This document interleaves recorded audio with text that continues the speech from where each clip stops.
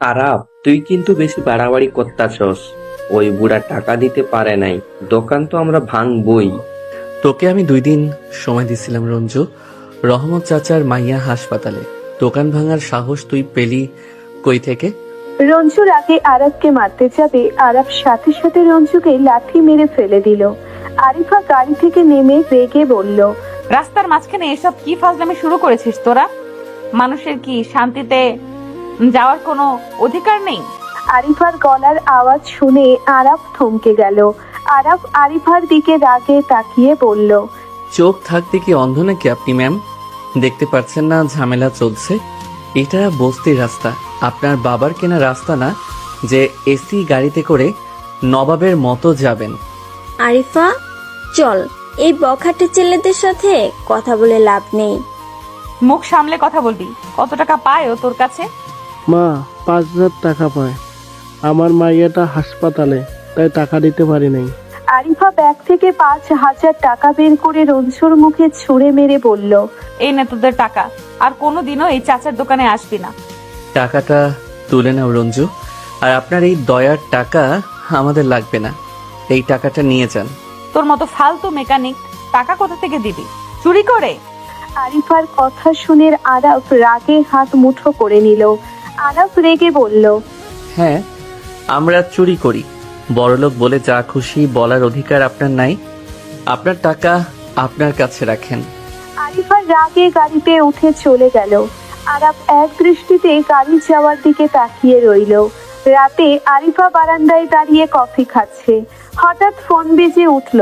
Call receive করতে doctor বলল, আরিফা, আরাফের অবস্থা তো ভালো না। কি হয়েছে ওর? রঞ্জুর লোকজনের সাথে আবার মারামারি করছে, হাতে মারাত্মক কূপ লাগছে, রক্ত পড়ছে অনেক। আরিফা কথা না বাড়িয়ে কল কেটে তাড়াতাড়ি করে শাল জড়িয়ে বেরিয়ে পড়ল। বস্তিতে আরাফের টিনের ঘরের সামনে গিয়ে দরজা খুলতেই দেখে আরাফ খালি গায়ে বসে আছে আর হাত দিয়ে রক্ত পড়ছে। আরিফা দৌড়ে গিয়ে বকা দিয়ে বলল, আরাফ, এইসব কি করছিস তুই? আরাফ আরিফাকে দেখে চমকে গেল। আরাফ কাঁপা কাঁপা কণ্ঠে বলল, আপনি এত রাতে এখানে কেন এসেছেন? কেউ দেখলে কি ভাববে?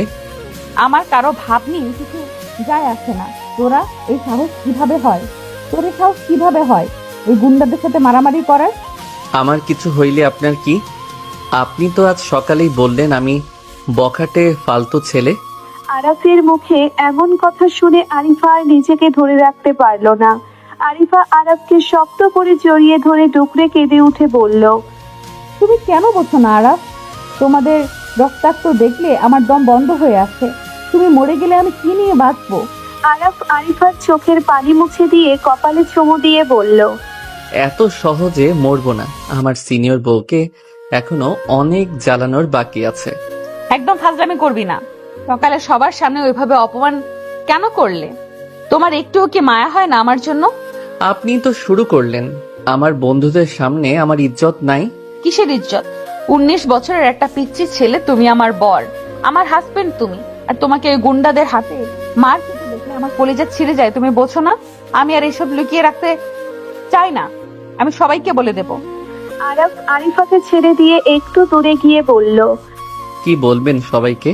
যে আপনি আমার থেকে 7 বছরের ছোট একটা বস্তির মেকানিককে বিয়ে করছেন?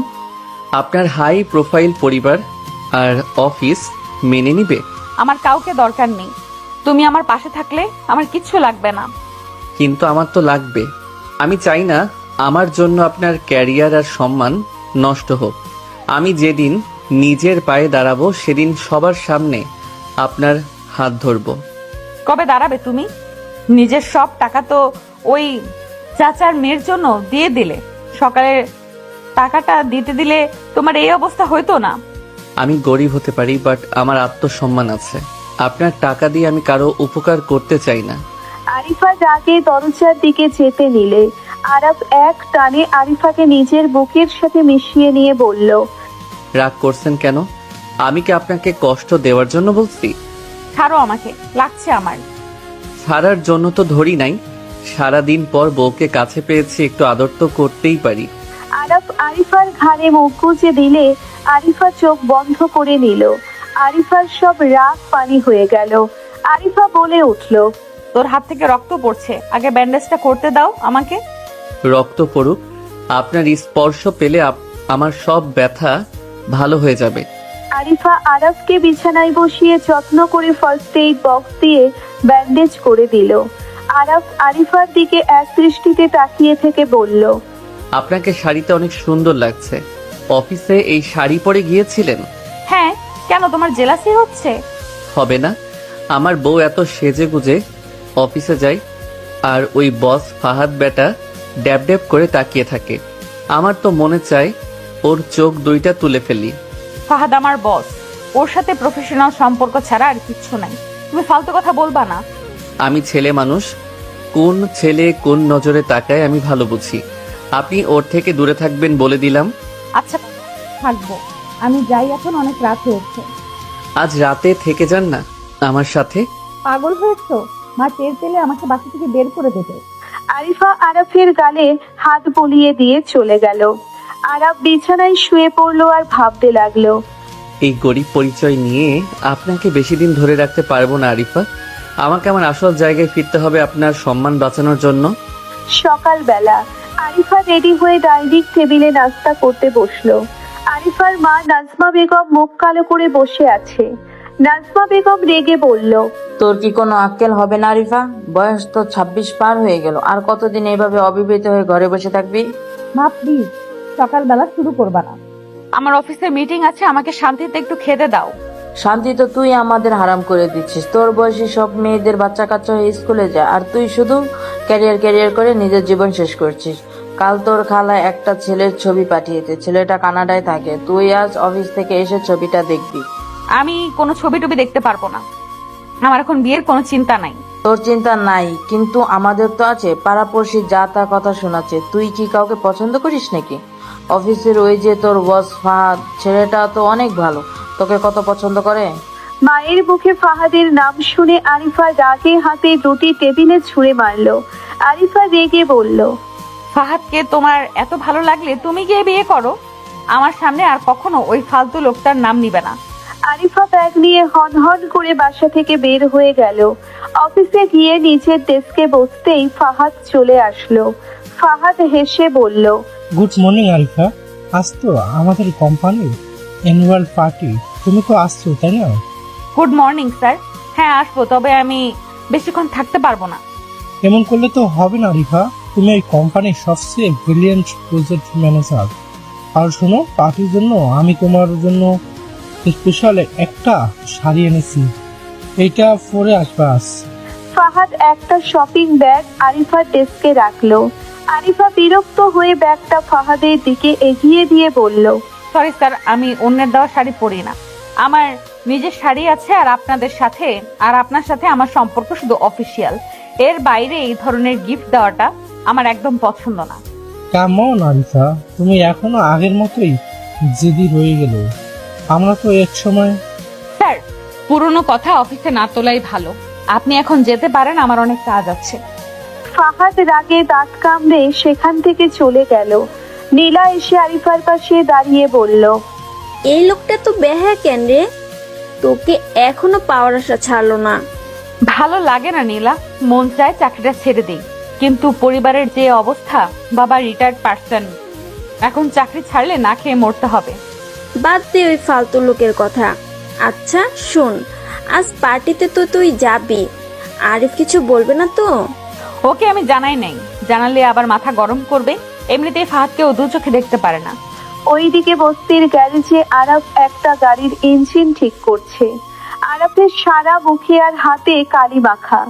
কবির দৌড়ে এসে আরাফের পিঠে থাপ্পড় মেরে বলল, কিরে দোস্ত, সারাদিন এইভাবে কালি মাখবি নাকি? চল, আজকে সন্ধ্যায় ভালো একটা কাজ পাইছি। কি কাজ? আমার হাতে এখন অনেক গাড়ির কাজ বাকি, রঞ্জুর টাকাটা শোধ করতে হবে। আরে আজ সন্ধ্যায় একটা বড় অফিসে ক্যাটারিং এর কাজ, শুধু খাবার সার্ভ করতে হবে। 4 ঘন্টার জন্য জনপ্রতি 2000 টাকা দিবে, যাবি? 2000? কাজটা তো খারাপ না। কোন অফিস তো? ব্লু স্কাই কর্পোরেশন, গুলশানে অফিস ওদের। ব্লু স্কাই নামটা শুনে আরাফ থমকে গেল। এইটা তো আরিফার অফিস। আরাফ মনে মনে ভাবতে লাগলো, ম্যাম তো আমাকে বলে নাই আজ ওনাদের অফিসে পার্টি। ওই বদমাইশ ফাহাদ নিশ্চয়ই আজ আরিফার আশেপাশে ঘুরঘুর করবে।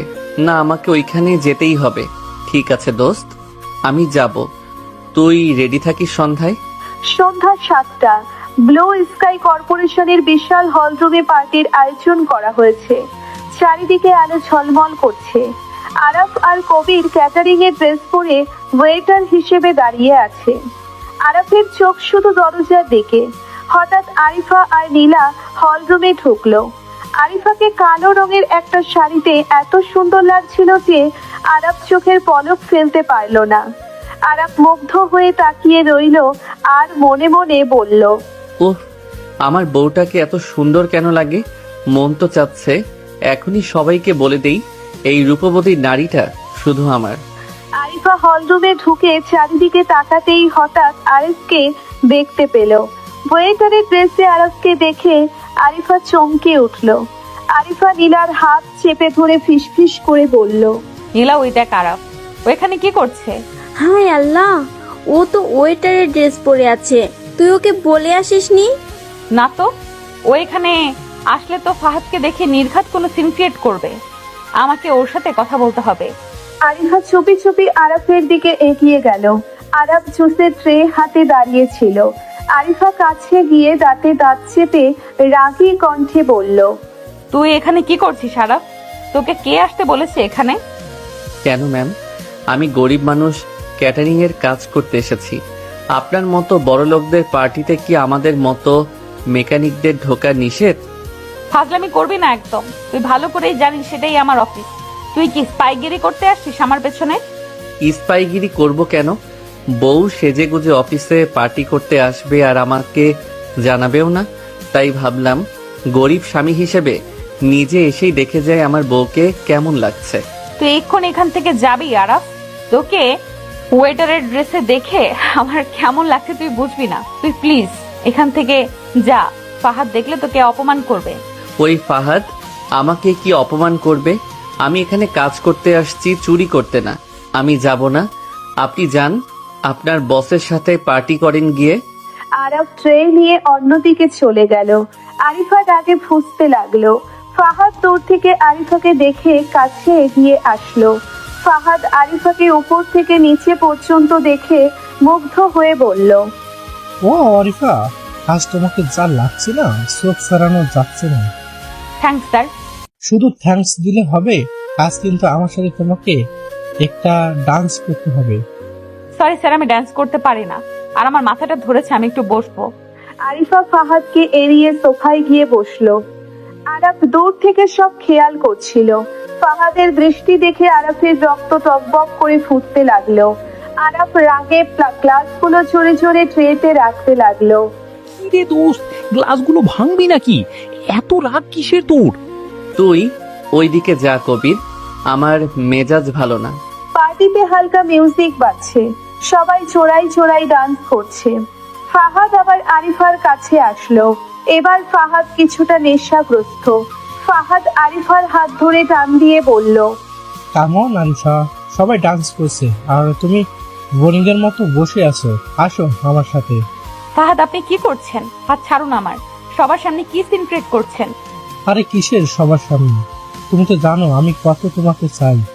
ফাহাদ জোর করে আরিফাকে ফ্লোরে নিয়ে গিয়ে আরিফার কোমরে হাত রাখলো।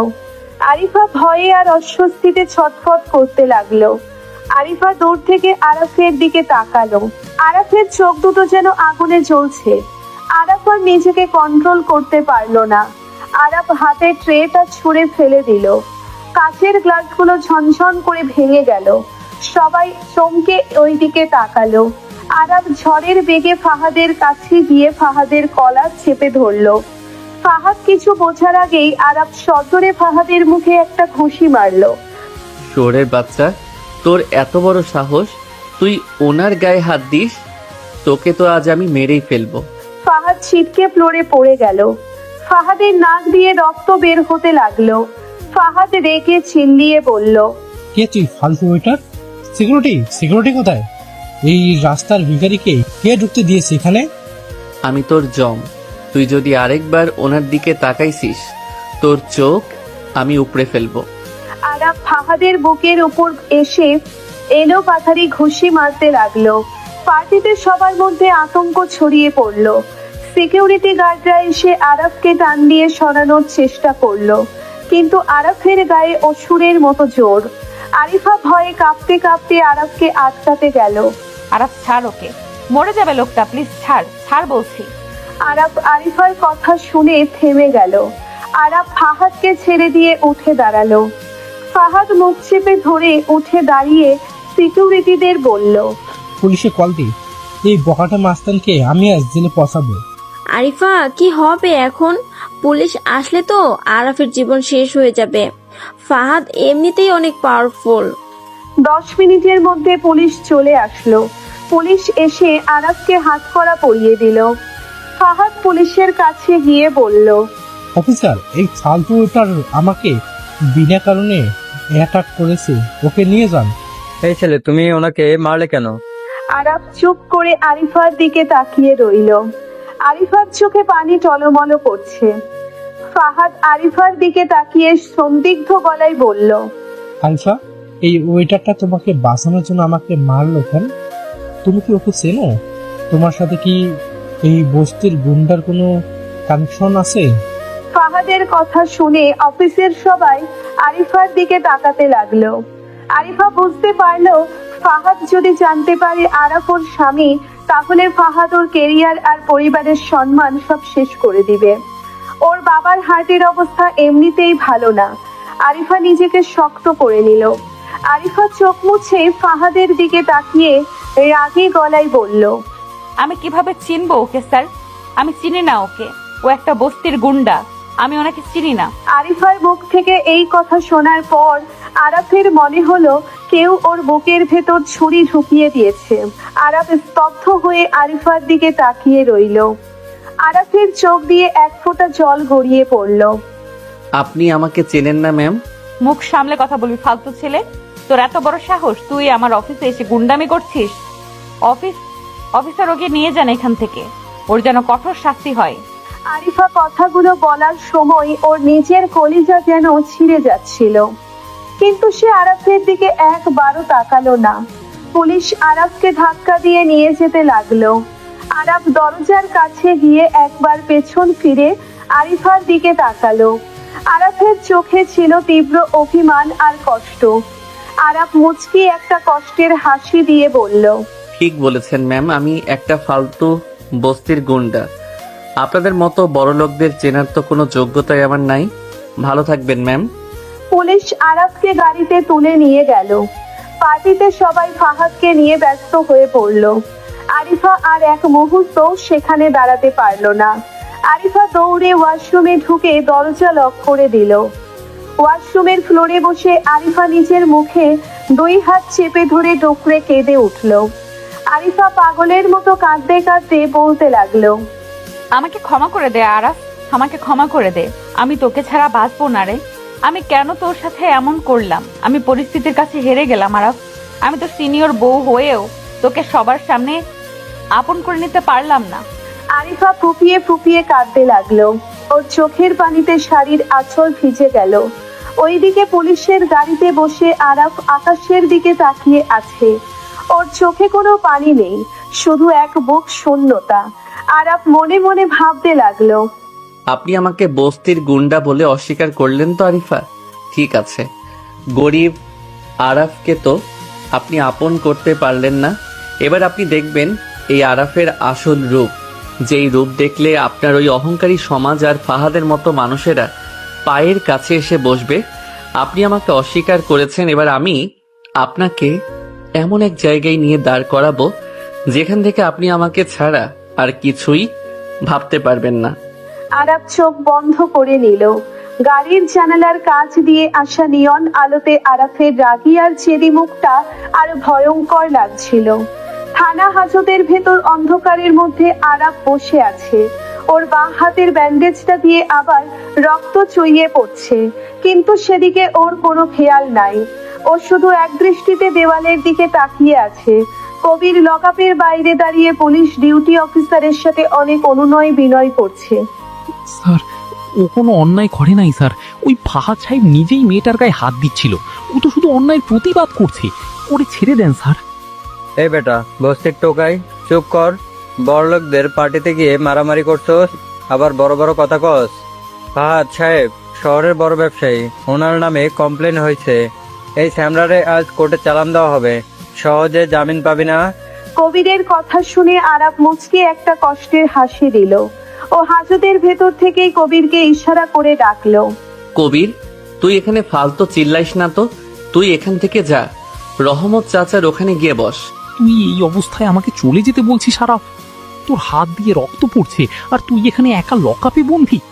আমি তোকে ছেড়ে কোথাও যাব না। আমি তোকে বলছি না চলে যেতে? আমার কথা কি তোর কানে যায় না? তুই যা এখান থেকে, আমার কিচ্ছু হবে না। আরাফের রাগী গলা শুনে কবির আর কিছু বলার সাহস পেল না। ও চোখ মুছতে মুছতে থানা থেকে বেরিয়ে গেল। রাত তখন 2:30। আরিফা নিজের বেডরুমে ছটফট করছে। সারাটা রাত ও এক ফোঁটা ঘুমাতে পারে নাই। চোখের পানিতে বালিশ ভিজে একাকার হয়ে গেছে। ও বারবার ফোনের দিকে তাকাচ্ছে। হঠাৎ ও আর সহ্য করতে না পেরে বিছানা থেকে উঠে দাঁড়ালো। ও মনে মনে ভাবলো, না, আমি আর পারছি না।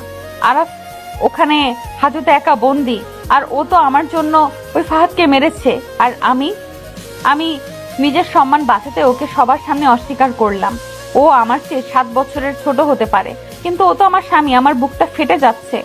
আমি আর ঘরে বসে থাকতে পারবো না। আরিফা সাবধানে ঘর থেকে বের হতে যাবে, তখনই ওর ছোট ভাই রুদ্র সামনে এসে দাঁড়ালো। রুদ্র ভ্রু কুঁচকে আরিফার দিকে তাকিয়ে বলল, আপু, এত রাতে তুমি চোরদের মতো চুপি চুপি কোথায় যাচ্ছ? মায়ের শরীরটা খারাপ, বাবাও ঘুমাচ্ছে, তুমি এই মাঝরাতে বাইরে যাচ্ছ কেন? রুদ্র, তুই প্লিজ আমার রাস্তা থেকে সর। আমাকে একটু বাইরে যেতে হবে, খুব জরুরি কাজ আছে। কিসের জরুরি কাজ আপু? আমি তো সব জানি। অফিসের আজ এই যে বস্তির কোনো মেকানিক ছেলে ফাহাদ ভাইকে মারছে, আর পুলিশ ওরে ধরে নিয়ে গেছে। তুমি কি ওই গুন্ডাটার জন্য যাচ্ছ? রুদ্রের মুখে আরাফকে গুন্ডা শুনতে আরিফা রেগে সজোরে রুদ্রের গালে একটা থাপ্পড় মেরে দিল। রুদ্র গালে হাত দিয়ে অবাক হয়ে বোনের দিকে তাকিয়ে রইল। মুখ সামলে কথা বলবি রুদ্র। ওকে আর একটাও বাজে কথা বললে আমি তোর মুখ থেতলে দেব। ও কোনো গুন্ডা না। আপু, তুমি আমার গায়ে হাত তুললে ওই একটা রাস্তার ছেলের জন্য? তুমি নিজের ভাইয়ের গায়ে হাত তুললে? তার মানে ফাহাদ ভাই ঠিক বলছিল, ওই ছেলেটার সাথে তোমার কোনো নোংরা সম্পর্ক আছে। চুপ কর তুই, একদম মুখ বন্ধ কর। তুই কিচ্ছু জানিস বাহির, ও আমার কি হয় তুই জানিস না। আরিফার কথা না বাড়িয়ে রুদ্রকে ধাক্কা দিয়ে সরিয়ে বাসা থেকে সোজা বেরিয়ে একটা সিএনজি নিয়ে থানার দিকে রওনা দিল। রুদ্র রাতে ফুসতে ফুসতে মায়ের রুমের দিকে গেল। রাত 3:10 আরিফা থানায় ঢুকে ডিউটি অফিসারের সামনে গিয়ে দাঁড়ালো। ওর চোখ দুটো কান্নায় লাল হয়ে ফুলে আছে। আরিফার কাঁপা কাঁপা কণ্ঠে বলল, অফিসার, আজ সন্ধ্যায় ব্লু স্কাই অফিসের পার্টি থেকে যে ছেলেটাকে অ্যারেস্ট করে এনেছে, ও কোথায়? আমি ওনার সাথে দেখা করতে চাই। আরে আপনি তো এই অফিসের ম্যানেজার ম্যাডাম না? আজ পার্টিতে তো আপনিই বললেন এই ছেলেটারে চেনেন না। এখন মাঝরাতে ওনার জন্য আসছেন কেন? কাহিনী কি বলেন তো? দয়া করে আমাকে ওনার সাথে একবার দেখা করতে দিন স্যার। আমি ওনার জন্য কিছু খাবার আর ওষুধ এনেছি। ওনার হাত কেটে গেছে।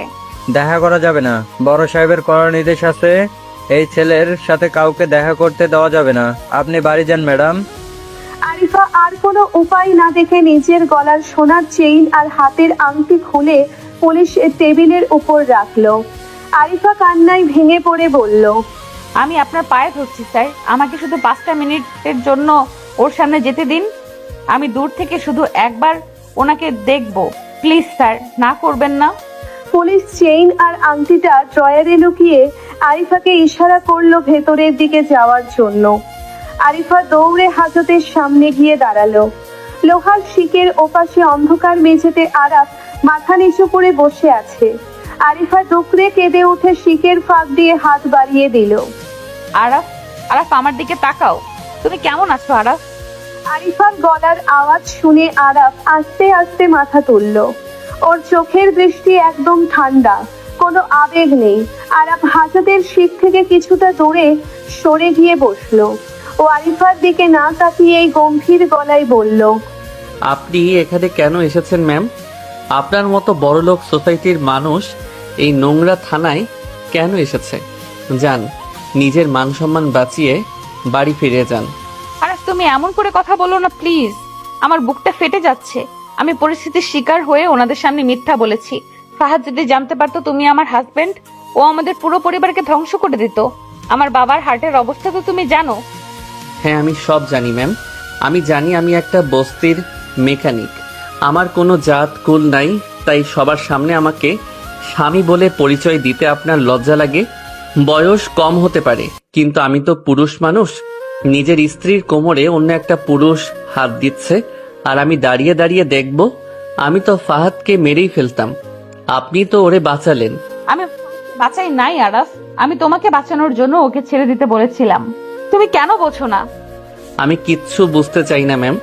আপনি আজ সবার সামনে প্রমাণ করে দিয়েছেন বড়লোকদের কাছে ভালোবাসার চেয়ে নিজেদের ইজ্জত আর সমাজটাই বড়। আপনি যখন বললেন আমি ওনাকে চিনি না, ঠিক সেই মুহূর্তে আমার ভেতরের আরাফটা মরে গেছে। আজ থেকে আপনার সাথে আমার আর কোনো সম্পর্ক নাই। আরাফের মুখ থেকে এই কথা শুনে আরিফা হাজতের শিকের ওপর কপাল ঠুকে ঠুকে কাঁদতে লাগলো। ওর কপাল ফুলে লাল হয়ে গেল। আরিফা শিকের ফাঁক দিয়ে আরাফের পা ধরার চেষ্টা করে বলল, আরাফ, এই কথা মুখেও এনো না। তুমি আমাকে যা খুশি শাস্তি দাও, আমাকে চাবুক দিয়ে মারো, তাও এই কথা বলো না আমি তোমাকে ছাড়া বাঁচবো না। আমি কাল সকালেই উকিল নিয়ে এসে তোমার জামিনের ব্যবস্থা করব। আমার জামিন আপনার টাকা দিয়ে করতে হবে না ম্যাম। আপনার ওই দয়ার টাকা নিজের কাছে রাখেন। আমি এই হাজতেই পচে মরব, তাও আপনার কোনো সাহায্য আমি নেব না। যান, চলে যান এখান থেকে, আর কখনো আমার সামনে আসবেন না। পুলিশ এসে আরিফার হাত ধরে টানতে লাগলো। সময় শেষ হয়ে গেছে বলে ওকে থানা থেকে বের করে দিল। আরিফা থানার বাইরে এসে ফুটপাতে বসে পাগলের মতো কাঁদতে লাগলো। পরের দিন সকাল 10টা আরিফা উকিল দিয়ে থানায় পৌঁছলো, কিন্তু ডিউটি অফিসার ওকে দেখে মুচকি হেসে বলল, ম্যাডাম, আপনার আর কষ্ট করে জামিনের পেপার রেডি করতে হবে না। আরাফকে আধ ঘন্টা আগেই ছেড়ে দেওয়া হয়েছে। কি বলছেন স্যার? ফাহাদ সাহেব কি কমপ্লেন তুলে নিয়েছে? ওনাকে কে ছাড়ালো? ফাহাদ সাহেব কমপ্লেন তোলেন নাই। ওপর থেকে অনেক বড় এক স্যারের ফোন আসছিল। স্বয়ং এমপি সাহেব নিজে এসে ওনাকে হ্যান্ডকাপ খুলে সসম্মানে ওনাকে দামি এক গাড়িতে করে নিয়ে গেছেন। আমরা তো বুঝতেই পারি নাই এই বস্তির ছেলে এত বড় লাইনের লোক। পুলিশের কথা শুনে আরিফা আকাশ থেকে পড়ল। ও নীলাকে ফোন দিয়ে সব জানালো। নীলাও অবাক হয়ে গেল। আরিফা সোজা বস্তিতে আরাফের ঘরের দিকে গেল, কিন্তু সেখানে গিয়ে দেখলো ঘরের দরজায় মস্ত বড় একটা তালা ঝুলছে। রহমত চাচা আর কবির উঠোনে মন খারাপ করে বসে আছে।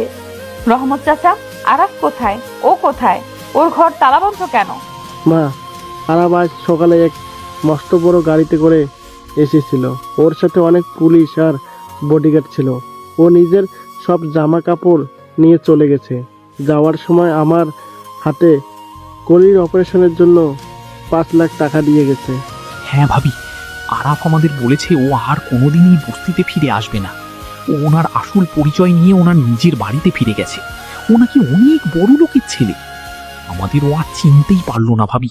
কবিরের কথা শুনে আরিফার পায়ের নিচের মাটি সরে গেল। ও বুঝতে পারলো আরাফ ওর ওপর চরম অভিমান করে নিজের ধনী পরিবারের কাছে ফিরে গেছে।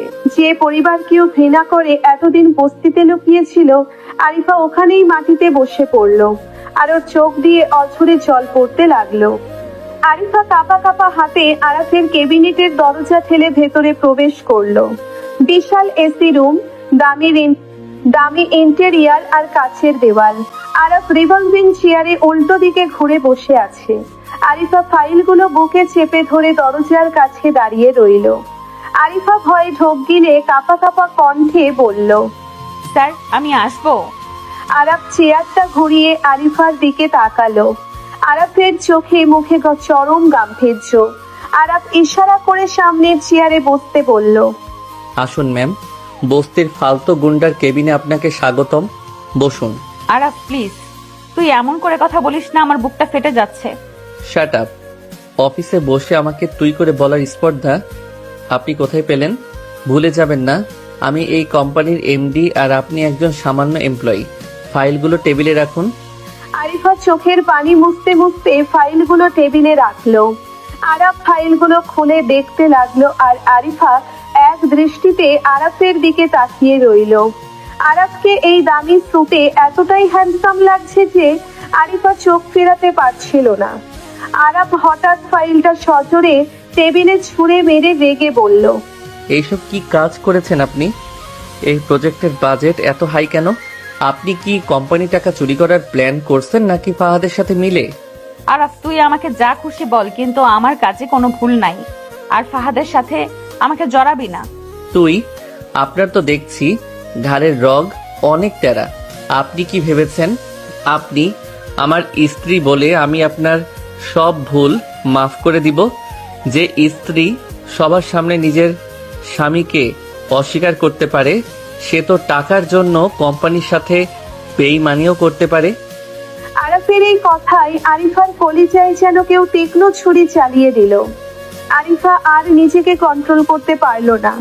আরিফা দৌড়ে গিয়ে আরাফকে শক্ত করে জড়িয়ে ধরে দুকড়ে কেঁদে উঠে বলল, আমাকে ক্ষমা করে দাও আরাফ, আমি তোমার পায়ে পড়ছি, তুমি আমাকে ক্ষমা করে দাও। আমি তো ফাহাদের হাত থেকে তোমাকে বাঁচানোর জন্যই মিথ্যা বলেছিলাম। তুমি তো জানতে ফাহাদ কত ভয়ঙ্কর। ও যদি জানতে পারতো আমরা বিয়ে করেছি, ও আমার বাবার ক্ষতি করে দিত। আমার বাবার হার্টের অবস্থা ভালো না, তুমি তো জানো। আরাফ আরিফাকে ধাক্কা দিয়ে সরিয়ে দিতে চাইলো, কিন্তু আরিফা আরাফের বুকে মাথা গুজে আঠার মতো লেগে রইল। আরাফের পাথরের মতো শক্ত মনটাও আরিফার চোখের পানিতে গলে যেতে লাগলো। আরাফ এক হাত দিয়ে আরিফার কোমর চেপে ধরে নিজের সাথে মিশিয়ে নিয়ে দাঁতে দাঁত চেপে বলল, ফাহাদ ভয়ঙ্কর আর আমি কি মরে গিয়েছিলাম? আপনি একবার আমার হাতটা শক্ত করে ধরে বলতে পারলেন না এই ফালতু মেকানিক ছেলেটা আমার স্বামী? আমি ফাহাদের কোম্পানি সহ ফাহাদকে মাটির সাথে মিশিয়ে দিতাম। আপনি আমাকে বিশ্বাস করতে পারেন নাই। আরিফা, আপনার কাছে আমার ভালোবাসার চেয়ে আপনার পরিবারের সম্মান বড় ছিল। না আরাফ না, তুমি আমার সব। আমি তোমাকে ছাড়া বাঁচবো না। তুমি আমাকে শাস্তি দাও, আমাকে মারো, কিন্তু আমাকে দূরে ঠেলে দিও না। আমি তোমার সিনিয়র বউ না? তুমি না বলতে তোমার সিনিয়র বউকে তুমি অনেক ভালোবাসো? আরিফার মুখ থেকে সিনিয়র বউ কথাটা শুনে আরাফের চোখের কোণেও পানি জমে গেল। আরাফা নিজেকে আটকে রাখতে পারল না। আরাফ হুট করে আরিফাকে কোলে তুলে নিয়ে কেবিনেটের দেওয়ালের সাথে চেপে ধরল। আরিফা ভয়ে চোখ বড় বড় করে তাকালো। আরাফ আরিফার মুখের একদম কাছে গিয়ে ফিসফিস করে বলল, শাস্তি তো আমি আপনাকে দিবই। আপনি আমার ভালোবাসাকে অপমান করেছেন, এর শাস্তি আপনাকে পেতেই হবে। আরাফ কথাগুলো বলেই আরিফার ঠোঁটজোড়া নিজের দখলে নিয়ে নিল। আরাফ পাগলের মতো আরিফাকে কিস করতে লাগলো। আরিফা প্রথমে চমকে গেলেও পরে আরাফের গলায় হাত জড়িয়ে ওর ভালোবাসায় সাড়া দিল। আরাফের চুম্বনে রাগ, অভিমান আর তীব্র ভালোবাসা মিশেছিল। অনেকক্ষণ পর আরাফ আরিফাকে ছেড়ে দিল। আরিফা হাঁপাতে হাঁপাতে আরাফের বুকে মাথা রাখলো। আরাফ আরিফার কপালে একটা চুমু দিয়ে বলল, আজ থেকে আপনি এই অফিস থেকে ডিজাইন দিচ্ছেন। আপনি আর কাজ করবেন না। আমার বউয়ের কাজ করার কোনো দরকার নাই। কিন্তু আরাফ, আমি তো অফিসের কাজ করতে ভালোবাসি। আমি কোনো কিন্তু শুনতে চাই না। আপনি শুধু আমার। অন্য কোনো ফাহাদ যেন আপনার দিকে চোখ তুলে তাকাতে না পারে সেই ব্যবস্থা আমি করব। আপনি আজই বাসায় গিয়ে আঙ্কেলকে সব সত্যি কথা বলে দিবেন। আব্বুকে? আব্বু যদি মেনে না নেয়? তুমি তো আমার থেকে 7 বছরের ছোট। ছোট তো কি হয়েছে? আমি পুরুষ মানুষ। আমি আমার বউয়ের দায়িত্ব নিতে জানি। আঙ্কেল মেনে না নিলে আমি নিজে গিয়ে ওনাদের বুঝিয়ে আসব। আপনি যান এখন। আরিফা মুচকি হেসে আরাফের গালে হাত বুলিয়ে দিয়ে কেবিনেট থেকে বেরিয়ে গেল। আরাফ নিজের ঠোঁটে হাত বুলিয়ে মুচকি হাসলো। ওইদিকে ফাহাদ একটা বারে বসে আকণ্ঠ মদ গিলছে। জিশান ফাহাদের চাপচা দৌড়ে বাড়ির ভেতর এসে ফাহাদকে বলল, বস, খবর খারাপ। ওই আরাফ মির্জা তো শুধু আপনার কোম্পানির কেনে নাই, ও পুরো মার্কেটটা একাই কন্ট্রোল করছে। আপনার তো সব বিজনেস শেষ। চুপ কর শুয়োরের বাচ্চা। এই আরাফকে আমি ছাড়বো না। ও আমার এত বড় অপমান করেছে, ওর অহংকার আমি মাটিতে মিশিয়ে দেবো। কিন্তু বস, ওরে তো ছোঁয়া যাবে না। ওর সাথে তো মন্ত্রী মিনিস্টারদের ওঠা বসা। ওর দুর্বল জায়গা আমি জানি। আরিফা, ওই মাগি আমাকে রিজেক্ট করে ওই আরাফকে সাপোর্ট করছে। আমার কাছে ওদের কিছু সিক্রেট জিনিস আছে। ফাহাদ পকেট থেকে একটা খাম বের করে জিশানকে দিল। জিশান খাম খুলে ছবিগুলো দেখে চমকে উঠল। ছবিগুলোতে দেখা যাচ্ছে মাঝরাতে বস্তিতে আরাফের ঘরের সামনে আরিফা আর আরাফ একে অপরকে জড়িয়ে ধরে আছে। আরাফ আরিফাকে কিস করছে। বস, এইগুলো তো আরিফ ম্যাডাম আর ওই আরাফের ছবি। এগুলো আপনি কই পাইলেন? আমি তো আগে থেকেই ওই আরিফার পিছনে লোক লাগিয়ে রেখেছিলাম। আমি জানতাম ওই মাগের সাথে ওই রাস্তার ছেলের কোনো চক্কর আছে। এখন এই ছবিগুলোই হবে আমার দুর্গের তাস। চল আজ রাতে আরিফার বাসায় যাব। ওর অহংকারী বাবার সামনে ওর মেয়ের আসল রূপ দেখাবো। রাত 8টা। আরিফা বাসায় ফিরে নিজের রুমে বসে ফ্রেশ হচ্ছে। ও ভাবছে আজ রাতেই বাবাকে সব কথা খুলে বলবে। হঠাৎ ড্রয়িং রুম থেকে বাবার চিৎকার শুনে আরিফা দৌড়ে বাইরে আসলো। আরিফা দেখলো ফাহাদ সোফায় বসে আছে আর ওর বাবা শফিকুর রহমান ফ্লোরে পড়ে বুকে হাত দিয়ে ছটফট করছেন। আরিফার মা নাজমা বেগম আর ছোট ভাই রুদ্র দৌড়ে আসলো। আব্বু, কি হয়েছে তোমার? রুদ্র, আব্বুকে ধর। শফিকুর রহমান আরিফাকে দেখে রাগে একটা ছবি আরিফার মুখের ওপর ছুঁড়ে মারলেন। শফিকুর রহমান কাঁপা কাঁপা কণ্ঠে রেগে বলল, তুই আমার মেয়ে না? তুই একটা কলঙ্কিনী। তুই একটা বস্তির ছেলের সাথে মাঝরাতে নষ্টামি করছিস। আমার মান সম্মান সব তুই ধুলোয় মিশিয়ে দিলি। আরিফা ফ্লোরে পড়ে থাকা ছবিটা হাতে নিয়ে চমকে উঠল। এইগুলো তো বস্তিতে আরাফের সাথে ওর ছবি। আরিফা ফাহাদের দিকে রাগে তাকিয়ে বলল, ফাহাদ, তুই এতটা নীচ হতে পারিস? আমার পার্সোনাল ছবি তুই আমার বাবার সামনে নিয়ে এসেছিস? পার্সোনাল ছবি? আরিফা, এই ছবিগুলো যদি আমি কাল ইন্টারনেটে ভাইরাল করে দিই তাহলে তোমার বাবার কি অবস্থা হবে বুঝতে পারছো? উনি তো হারাডাকে মারাই যাবেন। ওরে আল্লাহ, আমার মেয়েটা এ কি করলো? এই জন্যই তো বলি, তোর এত তেজ কোথা থেকে আসলো? এই ছবিগুলো কেউ দেখলে তো আমাদের সমাজে মুখ দেখানো দায় হবে। আপু, তুমি এই কাজ করতে পারলি? একটা সামান্য বখাটে ছেলের জন্য তুই আমাদের ফ্যামিলির ইজ্জত নিয়ে খেললি। আব্বু, মা, তোমরা আমাকে ভুল বুঝছো। আরাফ কোনো রাস্তার ছেলে না। ও মির্জা গ্রুপের এমডি, আর ওর সাথে আমার বিয়ে। সেটা আরিফা, তুই কি তোর বাবাকে মিথ্যা বলে সান্ত্বনা দিচ্ছিস? আরাফ মির্জা যদি তোর স্বামী হতো তাহলে তোকে সবার সামনে ওইভাবে অপমান করতো না। ও তোমার সাথে শুধু টাইম পাস করছে। শফিকুর রহমান ব্যথায় কাতরাতে কাতরাতে বলল, ফাহাদ বাবা, তুমি আমাদের বাঁচাও। এই ছবিগুলো কাউকে দেখিও না বাবা। আমার সম্মান চলে গেলে আমি মরে যাব। আঙ্কেল, আমি তো আরিফাকে ভালোবাসতাম। ও তো আমাকে রিজেক্ট করেছে। তবে একটা শর্তে আমি এই ছবিগুলো ডিলিট করতে পারি। কি সত্য বাবা? তুমি যা বলবে আমি তাই শুনবো। আরিফাকে কালেই আমার সাথে বিয়ে দিতে হবে, কোনো অনুষ্ঠান ছাড়া, শুধু কাজে দেখে বিয়ে। আর আরিফাকে নিজে গিয়ে ওই আরাফকে অপমান করে আসতে হবে, যাতে ওই আরাফার কখনো আরিফার আশেপাশে না আসে। ফাহাদের কথা শুনে আরিফার মাথার উপর আকাশ ভেঙে পড়ল। আরিফা চিৎকার করে বলল, কখনোই না। আমি মরে গেলে ওই শুয়োরের বাচ্চাকে বিয়ে করব না। আব্বু, তুমি ওর কথায় রাজি হয়েও না। শফিকুর রহমান হঠাৎ বুকে হাত দিয়ে জ্ঞান হারিয়ে ফ্লোরে লুটিয়ে পড়লেন। সবাই চিৎকার করে উঠল। শফিকুর রহমানকে দ্রুত হাসপাতালে নেওয়া হলো। ডাক্তার আইসিইউ থেকে বেরিয়ে এসে বলল, ওনার ম্যাসিভ হার্ট অ্যাটাক হয়েছে। ওনাকে কোনোভাবেই মানসিক কোনো চাপ দেওয়া যাবে না। ওনার যা বয়স, একটু শক পেলেই উনি স্পট ডেড হয়ে যাবেন। আরিফা আইসিইউর গ্লাসের বাইরে দাঁড়িয়ে ফুপিয়ে ফুপিয়ে কাঁদতে লাগলো। ফাহাদ এসে আরিফার কাঁধে হাত রেখে ফিসফিস করে বলল, কি আরিফা, এবার কি করবা? তোমার বাবার জীবন বাঁচাবা নাকি তোমার ওই পিসি বয়ফ্রেন্ডকে বাঁচাবা? সিদ্ধান্ত তোমার। কাল বিকালের মধ্যে তুমি যদি ওই আরাফকে রিজেক্ট করে আমার কাছে না আসো, আমি ছবিগুলো ভাইরাল করে দেবো। তোমার বাবা কালকের রাতে আর পার করতে পারবেন না। আরিফা ফাহাদের কলার চেপে ধরে রেগে বলল, তুই মানুষ না ফাহাদ, তুই একটা জানোয়ার। আমি তোকে খুন করে ফেলবো। আমাকে খুন করলেই তোমার বাবার সম্মান বাঁচবে না ডার্লিং। রেডি থাকো কালকের জন্য। ফাহাদ হাসতে হাসতে চলে গেল। আরিফা ফ্লোরে বসে দুই হাঁটুতে মুখ গুজে হাউমাউ করে কাঁদতে লাগলো।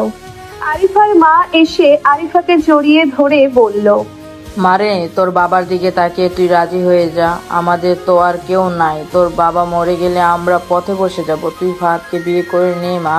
আর তোমরা কি আমাকে জ্যান্ত কবর দিতে চাও? আরাফ আমার স্বামী মা, আমি ওকে ছাড়া বাঁচবো না।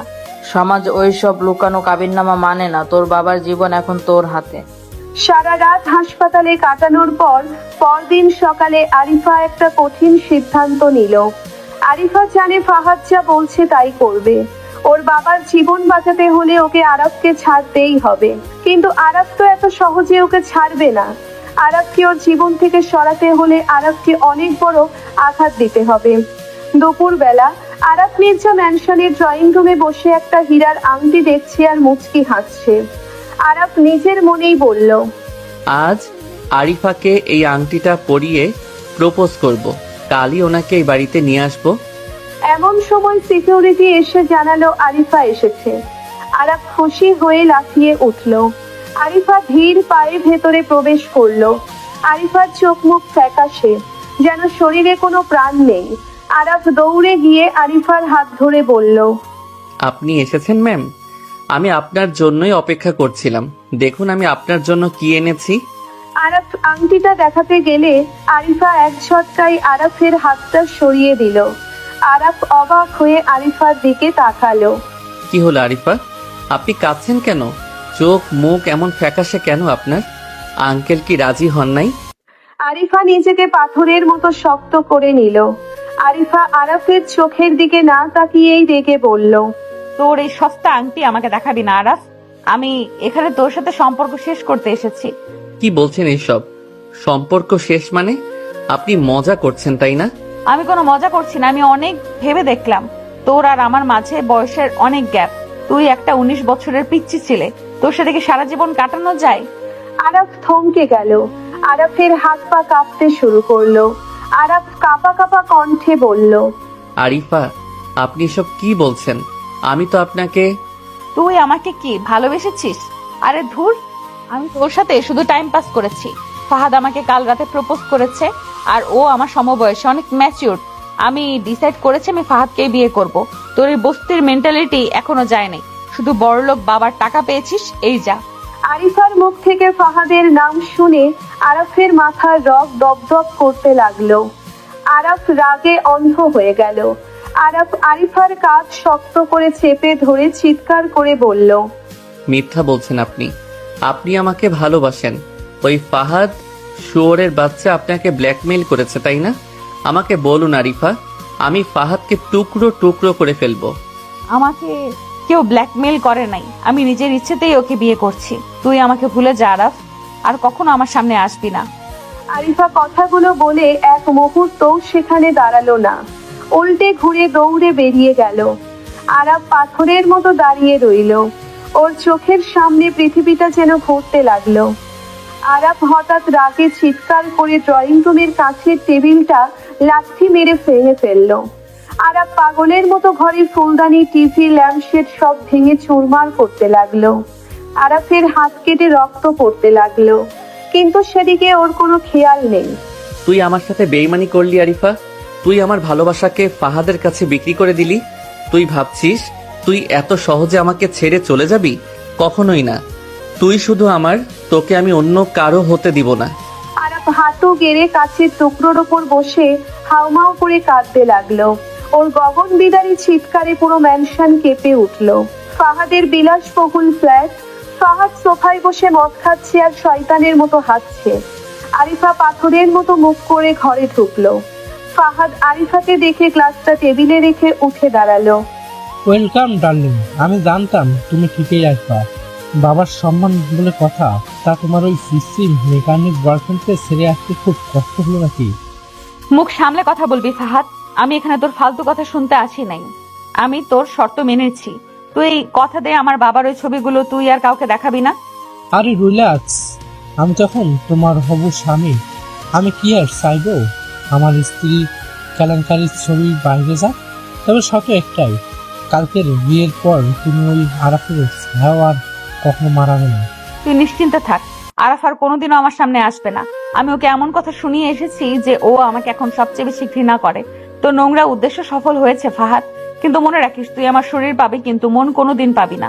আমার তোমার ওই সস্তা মনের দরকার নেই ডার্লিং। আমার শুধু ওই অহংকারী আরাফকে হারাতে হবে। ও আমার কোম্পানি দখল করেছে, আমি ওর ভালোবাসাকে দখল করে নেব। কাল ঠিক বিকাল 5টায় কাজে নিয়ে আমি তোমাদের বাসায় আসবো। আরিফা এক মুহূর্ত সেখানে না দাঁড়িয়ে হনহন করে বেরিয়ে গেল। ফাহাদ অট্ট হাসিতে ফেটে পড়ল। ওইদিকে আরাফের ম্যানশনে ধ্বংসলীলা চলছে। আরাফের হাত থেকে ফিনকি দিয়ে রক্ত ঝরছে। ড্রয়িং রুমের সব আসবাবপত্র ভাঙা। হঠাৎ পুলিশ অফিসার রাইহান ঘরে প্রবেশ করলো। আরাফের এই অবস্থা দেখে রাইহান দৌড়ে কাছে গেল। আরাফ ভাই, তুই নিজের এই অবস্থা কি করেছিস? তোর হাত দিয়ে তো রক্ত পড়েছে। এই সিকিউরিটি, তাড়াতাড়ি ফার্স্ট এইড বক্স নিয়ে আয়। ভাইয়া আপনি আমাকে ছাড়েন, আমার রক্ত পড়ুক, আমার তো মরে যেতে ইচ্ছে করছে ভাইয়া। ও আমার সাথে বেইমানি করলো, ও ফাহাদকে বিয়ে করবে। আরাফ ফ্লোরে বসে বাচ্চাদের মতো হাউমাউ করে কাঁদতে লাগলো। রাইহান আরাফের হাতটা ব্যান্ডেজ করতে করতে ধমক দিয়ে বলল, তুই একটা পাগল আরাফ, তুই এত বড় একটা কোম্পানির এমডি হয়ে বাচ্চাদের মতো কাঁদছিস। আরিফা তোকে ধোকা দিতেই পারে না। আমি মেয়েটাকে দেখেছি, ওর চোখে তোর জন্য যে ভালোবাসা আমি দেখেছি তা কখনো মিথ্যা হতে পারে না। আপনি কিচ্ছু জানেন না ভাইয়া। ও নিজের মুখে আমাকে বলেছে ফাহাদ ওর সমবয়সী, তাই ও ফাহাদকে বিয়ে করবে। আমাকে ও পিচ্চি বলে অপমান করেছে। আর তুই ওর কথা বিশ্বাস করে নিলি? আরাফ, তুই একবার শান্ত হয়ে ভাবতো, ফাহাদের কোম্পানি তুই ধ্বংস করেছিস। ফাহাদ তো চুপ করে বসে থাকার পাত্র না। নিশ্চয় ও আরিফাকে কোনোভাবে ব্ল্যাকমেল করেছে। ব্ল্যাকমেইলের কথা শুনে আরাফের কান্নার শব্দ থেমে গেল। আরাফ চোখ মুছে রাইহানের দিকে তাকালো। ব্ল্যাকমেইল? কিন্তু আরিফা তো আমাকে কিছু বলে নাই। ও তো বলল ও নিজের ইচ্ছেতেই ফাহাদকে বিয়ে করছে। আরে গাদা, ফাহাদ যদি ব্ল্যাকমেলই করে থাকে তাহলে কি আরিফা তোকে সেটা বলতে পারবে? দাঁড়া, আমি এখনই সাইবার সেলে ফোন করে ফাহাদ আর ওর সামসা জিশানের ফোনে কল সব রেকর্ড আর মেসেজ হ্যাক করাচ্ছি। আধা ঘন্টার মধ্যে সব সত্যি সামনে চলে আসবে। আরাফ অস্থির হয়ে পায়চারি করতে লাগলো। ওর মনে বারবার আরিফার ফ্যাকাশে বুকটা ভেসে উঠছে। আধা ঘন্টা পর রাইহানের ফোনে একটা মেইল আসলো। রাইহান মেইলটা খুলে একটা ভিডিও আর কিছু ছবি দেখে চমকে উঠলো। আরাফ, এদিকে আয়, দেখ জিশান ফাহাদকে কি মেসেজ পাঠিয়েছে। আরাফ দৌড়ে এসে ফোনটা নিল। স্ক্রিনে ওর আর আরিফার বস্তির সেই রাতের ছবিগুলো, সাথে একটা কল রেকর্ড। কল রেকর্ডটা প্লে করতেই ফাহাদের গলা শোনা গেল। আরিফার বাবার হার্টের অবস্থা এমনিতেই খারাপ। কালকের মধ্যে ও যদি আরাফকে ছেড়ে আমার কাছে না আসে, আমি এই ছবিগুলো ভাইরাল করে দেবো। ওর বাবা কালকে রাত আর পার করতে পারবে না। কল রেকর্ডটা শোনার পর আরাফের পায়ের তলার মাটি কেঁপে উঠল। আরাফের চোখ থেকে টপ টপ করে পানি পড়তে লাগলো। আরাফ নিজের মাথায় সজোরে একটা আঘাত করে ডুকরে কেঁদে উঠে বলল, আমি কত বড় জানোয়ার। ও আমার কাছে এসেছিল ওর বাবার জীবন বাঁচাতে, আর আমি না বুঝে ওকে কত কথা শোনালাম। ও নিজের সম্মান, নিজের ভালোবাসা সব বিসর্জন দিয়ে ফাহাদের শর্ত মেনে নিল। আমার আরিফা ভেতরে ভেতরে কতটা পুড়ছে, আর আমি গাধার মতো ওকে ভুল বুঝলাম। আমি বলেছিলাম না ওর পিছনে ফাহাদের হাত আছে। এখন কাঁদলে চলবে না ভাই। ফাহাদ কাল বিকেলে কাজী নিয়ে আরাফেদের বাসায় যাচ্ছে। আমাদের হাতে সময় খুব কম। ফাহাদ, শুয়োরের বাচ্চা, তুই আমার ভালোবাসাকে নিয়ে খেলা করেছিস। কালকের সূর্য তোর জীবনে কাল হয়ে উঠবে। ভাইয়া, কালকের বিয়ের আয়োজন ফাহাদ করবে, কিন্তু বাসরটা আমি সাজাবো। আপনি শুধু পুলিশ ফোর্স রেডি রাখেন। আরাফের চোখের পানি শুকিয়ে সেখানে আগুনের ফুলকে চলতে লাগলো। আরাফের এই ভয়ঙ্কর রূপ দেখে রাইহানও কিছুটা ঘাবড়ে গেল। পরের দিন বিকাল 4টা, আরিফাদের বাসা একদম নিস্তব্ধ। কোনো বিয়ের আনন্দ নাই, যেন কোনো শোকের বাড়ি। আরিফাকে ওর মা নাজমা বেগম লাল রঙের একটি শাড়ি পরিয়ে দিচ্ছে। আরিফার চোখের পানি শুকিয়ে গেছে। ও আয়নার সামনে একটা জ্যান্ত লাশের মতো বসে আছে। মারে, তুই কাঁদিস না মা। তোর বাবার দিকে তাকিয়ে তুই এই বিয়েটা মেনে নে। ফাহাদ অনেক বড় লোক, তুই সুখে থাকবি। সুখ? মা, তুমি আমার গলাটা টিপে মেরে ফেলো না কেন? জ্যান্ত অবস্থায় আমাকে কেন কবরে পাঠাচ্ছ? আমি আরাফকে ছাড়া এক মুহূর্ত সুখে থাকতে পারবো না মা। আমার শুধু আরাফের কথা মনে পড়ছে। শফিকুর রহমান লাঠিতে ভর দিয়ে কাঁপতে কাঁপতে মেয়ের রুমে আসলেন। শফিকুর রহমান ফ্লোরে বসে আরিফার পা জড়িয়ে ধরে কাঁদতে কাঁদতে বললেন, আমাকে মাফ করে দাও মা। আমার সম্মানের জন্য আজ তোর জীবনটা ধ্বংস হয়ে যাচ্ছে। আমি একটা স্বার্থপর বাবা। তুই আমাকে বিষ খাইয়ে মেরে ফেল মা, তাও তুই এই জানোয়ারটাকে বিয়ে করিস না। আরিফা দ্রুত ফ্লোরে বসে বাবাকে জড়িয়ে ধরলো। আরিফা হু হু করে কেঁদে উঠে বলল, আপু তুমি সব কি বলছো? তোমার জন্য আমি 1000 বার মরতে রাজি আছি। তুমি শুধু আমার জন্য দোয়া করো আব্বু, আমি যেন তাড়াতাড়ি মরে যাই। ফাহাদের সাথে আমি আর বাঁচতে পারবো না। আপু, ফাহাদ ভাই কাজে নিয়ে চলে এসেছে, তোকে ড্রয়িং রুমে ডাকছে। রুদ্রের কথা শুনে আরিফার পুরো শরীর কেঁপে উঠল। আরিফা চোখ বন্ধ করে আরাফের মুখটা মনে করলো। আরিফা মনে মনে বলল, আমাকে ক্ষমা করে দিও আরাফ, তোমার সিনিয়র বউ আজীবনের জন্য অন্যের হয়ে যাচ্ছে, তুমি আমাকে ভুলে যেও। আরিফাকে ধরাধরি করে ড্রয়িং রুমে নিয়ে আসা হলো। ড্রয়িং রুমের সোফায় ফাহাদ নবাবের মতো পা তুলে বসে আছে। কাজী সাহেব কাবিননামা নিয়ে রেডি। ফাহাদ আরিফাকে লাল শাড়িতে দেখে শয়তানের মতো হেসে বলল, ওয়াও, আমার হবু বউকে তো একদম পরীর মতো লাগছে। আঙ্কেল, আর দেরি কিসের? কাজী সাহেব বিয়েটা তাড়াতাড়ি পরিয়ে দেন, আমার তো আর সইছে না। মা আরিফা, ফাহাদ সাহেবের সাথে 5 লক্ষ টাকা দিনমোহরে তোমার বিয়ে ঠিক হয়েছে, তুমি কি রাজি আছো? আরিফার গলা দিয়ে কোনো স্বর বের হচ্ছে না, ওর চোখ দিয়ে শুধু অনবরত পানি পড়ছে। ফাহাদ ধমক দিয়ে বলল, কি হলো আরিফা, চুপ করে আছো কেন? ভুলে যেও না তোমার বাবার ছবিগুলো কিন্তু আমার ফোনের একটা ক্লিকেই ভাইরাল হয়ে যাবে। বলো আলহামদুলিল্লাহ কবুল। আরিফা বাবার দিকে তাকালো। শফিকুর রহমান চোখ বন্ধ করে অঝরে কাঁদছেন। আরিফা কাঁপা কাঁপা ঠোঁটে কবু বলতে যাবে, ঠিক সেই মুহূর্তে বিকট শব্দে ড্রয়িং রুমের মেইন দরজাটা ভেঙে ফ্লোরে পড়ে গেল। সবাই চমকে দরজার দিকে তাকালো। ফাহাদ লাফ দিয়ে উঠে দাঁড়ালো। দরজার সামনে দাঁড়িয়ে আছে আরাফ মির্জা, পরনে কুচকুচে কালো রঙের 3 পিস স্যুট, চোখে রে ব্যান গ্লাস। আরাফের পেছনে রাইহান আর 1 ডজন আর্মড পুলিশ ফোর্স। আরাফের চেহারায় এমন একটা রুক্ষ আর ভয়ঙ্কর গাম্ভীর্য যে ড্রয়িং রুমের তাপমাত্রা যেন নিমেষেই শূন্যের নিচে নেমে গেল। কার এত বড় সাহস যে অন্যের বউকে কবুল পরানোর চেষ্টা করছে? আরাফের গলার আওয়াজে পুরো বাড়িটা যেন কেঁপে উঠল। আরিফা আরাফকে দেখে স্তব্ধ হয়ে গেল। আরিফার চোখ বড় বড় হয়ে গেল। আরাফ ধীরে ধীরে হেঁটে ঘরের মাঝখানে এসে দাঁড়ালো। চশমাটা খুলে ফাহাদের দিকে তাকিয়ে বাঁকা হেসে বলল, কি মিস্টার ফাহাদ, অন্যের বউয়ের দিকে নজর দেওয়ার বদভ্যাসটা আপনার এখনো গেল না? আরাফ, তুই এখানে ঠিক করছিস? পুলিশ নিয়ে আমার পার্সোনাল ফাংশনের ঢুকার সাহস তুই পেলি কই থেকে? অফিসার, ওকে বের করে দিন এখান থেকে। ছাড়া ফারাদ, পুলিশ তোমাকে বের করে দিতে আসে নাই, পুলিশ তোমাকে অ্যারেস্ট করতে এসেছে। অ্যারেস্ট? আমি কি করেছি আঙ্কেল? এই ছেলেটাকে, গুন্ডাকে, এই ছোট লোক গুন্ডাকে আপনারা ঘরে ঢুকতে দিলেন কিভাবে? আরাফ এক লাঠিতে মাঝখানের সেন্টার টেবিলটা উল্টে ফেলে দিল। কাজী সাহেব ভয়ে এক কোণায় সিঁটিয়ে গেলেন। আরাফ ফাহাদের কলার চেপে ধরে শূন্যে তুলে ফেললো। তুই আমাকে ছোট লোক বলছিস শহরের বাচ্চা? তুই নিজে কত বড় ছোট লোক সেটা আমি আজ সবাইকে দেখাবো। আরাফ ফাহাদকে সজোরে ফ্লোরে আছাড় মারলো। ফাহাদের মুখ দিয়ে রক্ত বেরিয়ে আসলো। আরাফ পকেট থেকে ফাহাদের সেই ফোনটা বের করলো। আঙ্কেল, এই জানোয়ারটা আপনাদের যে ছবিগুলো দিয়ে ব্ল্যাকমেইল করছিল, সেই ছবিগুলো ও আর কাউকে দেখাতে পারবে না, কারণ ওর ফোনের সব ডেটা আমি হ্যাক করে চিরতরে ডিলিট করে দিয়েছি। শফিকুর রহমান আর নাজমা বেগম অবাক হয়ে আরাফের দিকে তাকিয়ে রইলেন।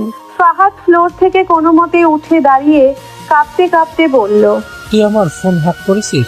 আমি ওটা ছাড়বো না আরিফা, তুই ওর কথা বিশ্বাস করিস না। আমি এখনো ছবিগুলো। আরাফ ফাহাদের মুখে সজোরে আর একটা ঘুষি মারলো। ফাহাদ ছিটকে গিয়ে দেওয়ালের সাথে বাড়ি খেলো। আরাফ রাইহানের দিকে ইশারা করলো। Fahad Rahman cyber crime, blackmailing আর অন্যের স্ত্রী জোরপূর্বক বিয়ে করার অপরাধে আপনাকে অ্যারেস্ট করা হলো। কনস্টেবল, ওকে হাত করা ওরাও। পুলিশ সাথে সাথে ফাহাদকে হাতকড়া পরিয়ে দিল।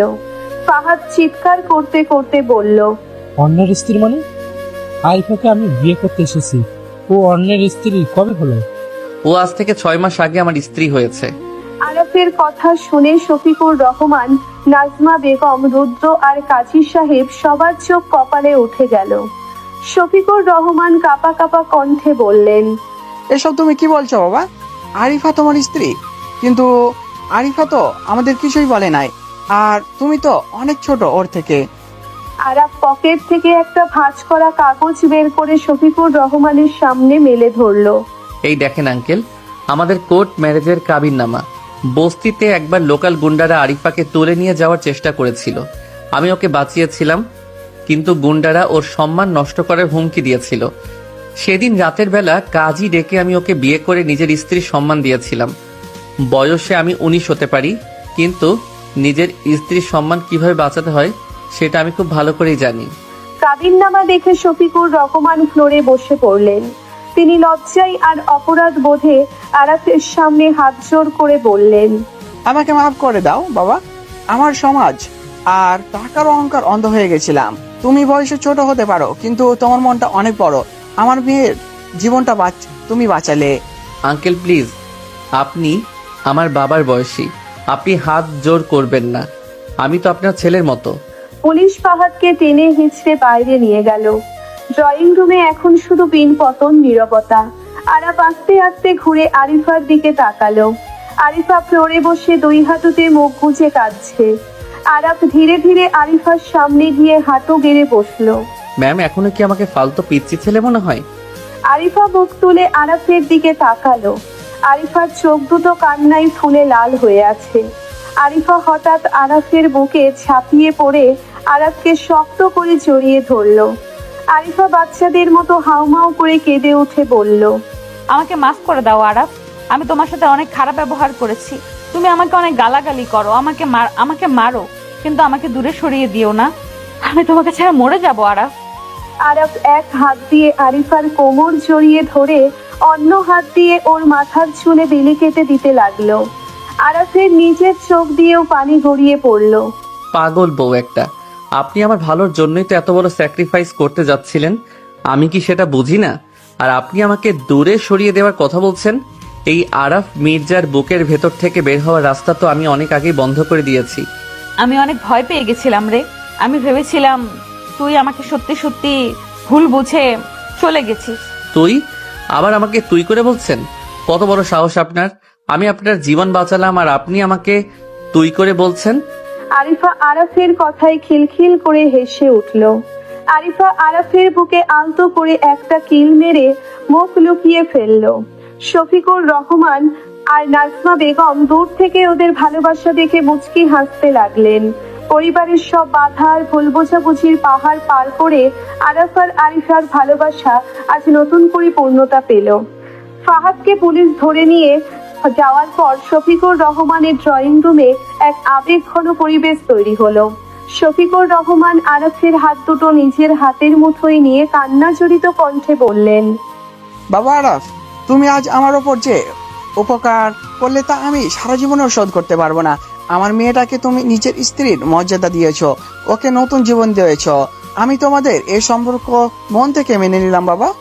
বাবা, আমরা তোমাকে ফালতু মেকানিক ভেবে কত অপমান করেছি, তুমি কিছু মনে করো না বাবা, আমাদের ক্ষমা করে দিও। আন্টি প্লিজ, আপনারা এসব বলে আমাকে আর লজ্জিত করবেন না। আমি আপনাদের ছেলের মতো। আরিফা আমার স্ত্রী, ওর সম্মান বাঁচানো আমার সবচেয়ে বড় দায়িত্ব। আপনারা শুধু আমাদের দোয়া করবেন। আরিফা এক দৃষ্টিতে আরাফের দিকে তাকিয়ে আছে। ওর চোখের কোণে এখনো পানি জমে আছে, কিন্তু ঠোঁটে এক অদ্ভুত প্রশান্তির হাসি।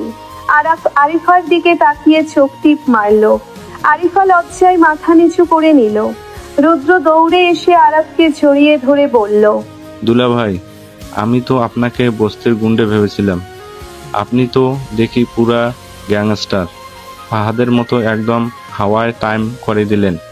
আরাফ রুদ্রের পিঠে থাপ্পড় মেরে হাসতে হাসতে বলল, তোর বোনকে যে কাঁদাবে তার হাওয়া তো আমি টাইট করবই। এখন বল, তোর আপুকে কি আমি আজকেই আমার সাথে নিয়ে যেতে পারি? হ্যাঁ বাবা, অবশ্যই। বউ তো এখন তোমারই, তুমি ওকে আজই নিজের বাড়িতে নিয়ে যাও। শুধু মেয়েটাকে একটু দেখে রেখো বাবা, ও খুব অভিমানী। আঙ্কেল, আপনি নিশ্চিন্ত থাকুন, আপনার মেয়েকে আমি রানীর মতো রাখবো। বিদায় বেলা ঘনিয়ে আসলো। আরিফা ওর বাবা মা আর ভাইকে জড়িয়ে ধরে অনেক কাঁদলো। আরিফার চোখের পানি নিজের হাতে মুছে দিয়ে ওকে গাড়িতে তুলে নিল। আরাফের কালো মার্সিডিজ গাড়িটা মির্জা ম্যানশনের দিকে ছুটতে লাগলো। গাড়ির ভেতর পিন পতন, নীরবতা।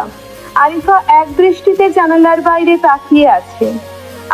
আরিফার হাতটা নিজের হাতের মুঠোয় নিয়ে আলতো করে চাপ দিয়ে বলল, কি ভাবছেন ম্যাম? এখনো কি আমাকে ফালতু পিচ্চি ছেলে মনে হচ্ছে? আরিফা আরাফের দিকে তাকিয়ে মুখটা একটু গম্ভীর করে বলল, তুই এত বড় একটা সত্যি আমার কাছ থেকে লুকিয়ে রেখেছিলি আরাফ? তুই যে মির্জা গ্রুপের মালিক, এত কোটি টাকার মালিক, সেটা আমাকে একবারও বলিসনি কেন? আমি তো তোকে বস্তির গরিব ছেলে ভেবে কতটা কষ্ট পেয়েছি। কারণ আমি গরিব ছিলাম বলেই তো আপনি আমার খাঁটি ভালোবাসাটা দেখতে পেরেছিলেন। আমি যদি প্রথমেই বলতাম আমি কোটিপতি আরাফ মির্জা, তাহলে আপনি হয়তো ভাবতেন আমি ফাহাদের মতোই অহংকারী। তাছাড়া আমি তো আমার বাবার ওই অহংকার আর টাকার গর্ব ছেড়ে চলেই গিয়েছিলাম। আপনার জন্যই তো আমি আবার এই কোটিপতি আরাফের রূপ ধারণ করেছি। কিন্তু তাই বলে তুই এতদিন আমাকে মিথ্যা বলবি? জানিস তোকে ওই থানা থেকে পুলিশ নিয়ে যাওয়ার পর আমি কতটা পাগল হয়ে গেছিলাম। তুই কেন বুঝিসনি আরাফ? তোর টাকা আমার দরকার নেই, আমি শুধু তোকে চেয়েছিলাম। আরিফার গলা ভারী হয়ে আসলো। আরাফ আরিফাকে নিজের বুকের সাথে শক্ত করে জড়িয়ে ধরে ওর কপালে চুমু খেয়ে ফিসফিস করে বলল, আমি জানি আমার সিনিয়র বউ আমাকে কতটা ভালোবাসে। আমি তো আপনাকে কষ্ট দিতে চাইনি। আমি শুধু চেয়েছিলাম ওই ফাহাদের মতো জানোয়ারদের হাত থেকে আপনাকে এমনভাবে রক্ষা করতে যেন কেউ আর কখনো আপনার দিকে আঙুল তুলতে না পারে। এবার আমাকে ক্ষমা করে দাও না বউ। আরাফের মুখে বউ ডাক শুনে আরিফার সব অভিমান গলে পানি হয়ে গেল। আরিফা আরাফের বুকে মুখ লুকিয়ে গভীর আবেগে বলল, তুই খুব পাজি একটা ছেলে। এত ছোট বয়সে এত ভালোবাসা কোথা থেকে শিখলে তুমি? তুমি আমাকে এতটা ভালোবাসো যে আমি মাঝে মধ্যে ভয় পেয়ে যাই যদি তোমাকে কখনো হারিয়ে ফেলি। হারানোর কথা আর কখনো মুখে আনবেন না। আমি আপনাকে ছাড়ার জন্য ধরি নাই। গাড়ি এসে মির্জা ম্যানশনের বিশাল গেট দিয়ে ভেতরে প্রবেশ করলো। ম্যানশনের রাজকীয় সৌন্দর্য দেখে আরিফা একটু ঘাবড়ে গেল। গাড়ি থেকে নামার পর আরাফ আরিফার হাত শক্ত করে ধরে রাখলো। আরাফ, আমার খুব ভয় করছে। তোমার পরিবার কি আমাকে মেনে নেবে? আমি তো তোমার চেয়ে বয়সে অনেক বড়। তোমার বাবা যদি আমাকে অপমান করেন? আপনি আরাফ মির্জার স্ত্রী, আপনাকে অপমান করার সাহস এই দুনিয়ায় কারো নাই। আমি আছি তো, আপনি শুধু আমার হাতটা শক্ত করে ধরে রাখবেন। আরাফ আরিফাকে নিয়ে ড্রয়িং রুমে প্রবেশ করলো। ড্রয়িং রুমে আরাফের বাবা সিকান্দার মির্জা আর সৎমা লোবনা বসেছিলেন। আরাফকে লাল শাড়ি পরা একটা মেয়ের হাত ধরে ঢুকতে দেখে দুজনেই অবাক হয়ে গেলেন। সিকান্দার মির্জা ভ্রুকুচকে রেগে উঠে দাঁড়িয়ে বললেন, আরাফ, এসব কি? তুই এই মেয়েকে কোথা থেকে ধরে এনেছিস? হ্যাঁ, আর ওই লাল শাড়ি পরে আছে কেন? বাবা, ইনি আরিফা, আমার স্ত্রী। আজ থেকে 6 মাস আগে আমাদের বিয়ে হয়েছে। আজ আমি ওকে ওর বাসা থেকে নিজের বাড়িতে নিয়ে এসেছি। আরাফের কথা শুনে সিকান্দার মির্জা আর লোবনার চোখ কপালে উঠে গেল। লোবনা ব্যঙ্গ করে হেসে বলল, স্ত্রী? তুই পাগল হয়েছিস আরাফ? এই মেয়েটাকে তো দেখলে মনে হয় তোর চেয়ে বয়সে 5-6 বছরের বড়। এই বুড়ি মেয়েটাকে তুই বিয়ে করেছিস? মির্জা বংশের উত্তরাধিকারী একটা বয়স্ক মেয়েকে বিয়ে করে ঘরে এনেছে? ছি, সমাজে আমরা মুখ দেখাবো কি করে? লোবনার কথা শুনে আরিফার চোখ অপমানে জলে ভরে উঠল। আরিফা মাথা নিচু করে নিল, কিন্তু আরাফের চোখ মুহূর্তের মধ্যে আগুনে লাল হয়ে গেল। আরাফ রাগে চিৎকার করে বলল, shut up, just shut up Lubna Begum. খবরদার আমার বউকে নিয়ে আর একটাও ফালতু কথা বলবেন না। ও আমার চেয়ে বয়সে বড়, তাতে আপনাদের কি? বিয়ে আমি করেছি, সংসার আমি করব। সমাজ আপনাদের চুলকানি দিতে আসবে না। হ্যাঁ আরাফ, তুই লুবানার সাথে কিভাবে কথা বলছিস? হ্যাঁ, ও তোর মা, আর ও তো ঠিকই বলেছে। এই মেয়েটার বয়স তোর চেয়ে বেশি, আর ওকে তো দেখে মনে হচ্ছে কোনো মিডিল ক্লাস ফ্যামিলির মেয়ে। হ্যাঁ, তুই মির্জা গ্রুপের এমডি হয়ে এমন একটা ফালতু মেয়েকে বিয়ে করলি? আমি এই বিয়ে মানি না, মানি না। সিকান্দার মির্জার কথায় আরাফ রেগে সেন্টার টেবিলের ওপর রাখা একটা দামি কাচের ফুলদানি সজোরে ফ্লোরে আছাড় মেরে ভেঙে ফেলল। সবাই চমকে উঠল। আরাফ আঙ্গুল উঁচিয়ে গর্জন করে বলল, মানতে আমি আপনাদের বলিও নাই। আপনাদের এই টাকার অহংকার আর মিথ্যা আভিজাত্য আমার দরকার নাই। আমি যখন বস্তিতে ফালতু মেকানিক হয়ে রাস্তায় রাস্তায় ঘুরতাম, তখন এই আরিফাই আমাকে বুকে টেনে নিয়েছিল। আপনাদের এই কোটি টাকা আমাকে যে শান্তি দিতে পারে নাই, আরিফার একটু ছোঁয়া আমাকে তার চেয়ে 1000 গুণ বেশি শান্তি দিয়েছে। আরাফ আরিফার হাত ধরে দরজার দিকে পা বাড়িয়ে রেগে বলল, আপনারা যদি আমার বউকে সম্মান দিতে না পারেন, তাহলে এই মির্জা ম্যানশন আর আপনাদের কোম্পানির এমডি পদ আপনারা আপনাদের কাছেই রাখেন। আমি চললাম। আমার বউকে আমি রাস্তায় চা বেচে হলেও রানীর মতো রাখতে পারবো। চলেন আরিফা। আরাফ সত্যি সত্যি আরিফাকে নিয়ে বেরিয়ে যাচ্ছিল। সিকান্দার মির্জা বুঝতে পারলেন ছেলে এবার সত্যি সত্যি সব ছেড়ে চলে যাবে। উনি দৌড়ে এসে আরাফের রাস্তা আটকে দাঁড়িয়ে কাঁদো কাঁদো কণ্ঠে বললেন, দাঁড়া আরাফ, যাস না বাবা, তুই দাঁড়া। তুই তো জানিস আমি তোকে কতটা ভালোবাসি। তুই অভিমান করে বস্তিতে চলে যাওয়ার পর এই বাড়িটা একদম শ্মশান হয়ে গেছিল। হ্যাঁ, তুই যা বলবি আমি তাই মেনে নেব বাবা। তবু প্লিজ এ বাড়ি ছেড়ে যাস না। তাহলে আমার বউয়ের কাছে ক্ষমা চান। ওনার সম্মানে বাড়িতে সবার উপরে থাকতে হবে। আরিফা এতক্ষণ চুপ ছিল। এবার আরিফার সামনে এগিয়ে গিয়ে সিকান্দার মির্জার হাত দুটো ধরে অত্যন্ত বিনয়ের সাথে বলল, আঙ্কেল, আপনি প্লিজ আরাফের কথায় কিছু মনে করবেন না। ও একটু বেশিই রাগী, কিন্তু ওর মনটা অনেক পরিষ্কার।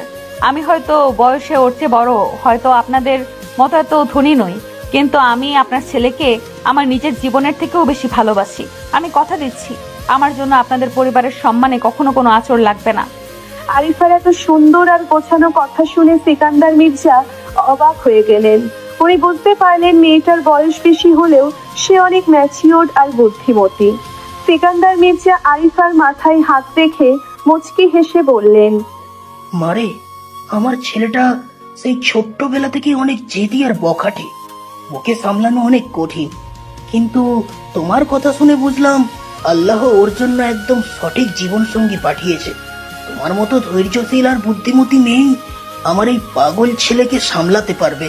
আমি তোমাদের এই বিয়ে মন থেকে মেনে নিলাম মা, মন থেকে মেনে নিলাম। সিকান্দার মির্জার কথা শুনে আরাফ আর আরিফার মুখে হাসি ফুটে উঠল। লোবনা রাগে গজগজ করতে করতে সেখান থেকে চলে গেল। সিকান্দার মির্জা কাজের লোকদের ডেকে পুরো বাড়ি সাজাতে বললেন আর আরিফাকে আরাফের রুমে নিয়ে যেতে বললেন। রাত 11টা। আরাফের বিশাল বেডরুমটা লাল গোলাপ আর মোমবাতি দিয়ে রাজকীয়ভাবে সাজানো হয়েছে। আরিফা লাল শাড়ি পরে বিছানার মাঝখানে বসে আছে। ওর বুকটা ধুকপুক করছে। আজ তো ওদের আসল বাসর রাত। একটু পর দরজার লক খোলার শব্দ হলো। আরাফ রুমে প্রবেশ করলো। আরাফকে হোয়াইট শার্ট আর ব্ল্যাক প্যান্টে এতটাই হ্যান্ডসাম লাগছিল যে আরিফা চোখ ফেরাতে পারল না। আরাফ দরজা লক করে দিয়ে ধীর পায়ে আরিফার দিকে এগিয়ে আসলো। আরাফ বিছানায় বসে আরিফার মুখের সামনে থেকে শাড়ির আঁচলটা সরিয়ে দিল। আরিফা লজ্জায় চোখ বন্ধ করে নিল। আরাফ আরিফার হাতটা নিজের হাতে নিয়ে আলতো করে একটা চুমু দিয়ে ফিসফিস করে বলল, আমার সিনিয়র বউটাকে আজ একদম লাল পরীর মতো লাগছে। এত সুন্দর কাউকে আমি জীবনেও দেখি নাই। একদম ফাজলামি করবা না। আমি জানি আমাকে কেমন লাগছে। তুমি আমাকে এতটা ভালোবাসতে পারো, আমি কখনো ভাবতেও পারি নাই আরাফ। আমি আপনাকে কতটা ভালোবাসি সেটা তো আমি আজ সারা রাত ধরে প্রমাণ করব। তবে তার আগে আপনার একটা শাস্তি পাওনা আছে ম্যাম। শাস্তির কথা শুনে আরিফা চমকে চোখ খুলল। শাস্তি? কিসের শাস্তি? আমি আবার কি করলাম? ভুলে গেলেন? আজ দুপুরে কে আমাকে তুই করে বলেছিল? আমি বলেছিলাম না এর শাস্তি আপনাকে পেতেই হবে? আরে ওটা তো আমি আবেগের বশে। আরিফা কথা শেষ করার আগেই আরাফ এক ঝটকায় আরিফাকে বিছানায় ফেলে ওর উপর ঝুঁকে পড়ল। আরাফ আরিফার 2 হাত ভাতার ওপর চেপে ধরে দুষ্টুমি করে হাসতে হাসতে বলল, আবেগের বশে বলছেন তাই না? এখন আমি আপনাকে এমন আবেগ দেখাবো যে আপনি তুই বলা তো দূরের কথা, নিজের নামটাও ভুলে যাবেন। আরাফ আরিফার ঠোঁটে একটা গভীর কিস করলো। আরিফা প্রথমে একটু বাধা দেওয়ার চেষ্টা করলেও পরক্ষণেই আরাফের বুকে হাত রেখে ওর ভালোবাসায় সাড়া দিল।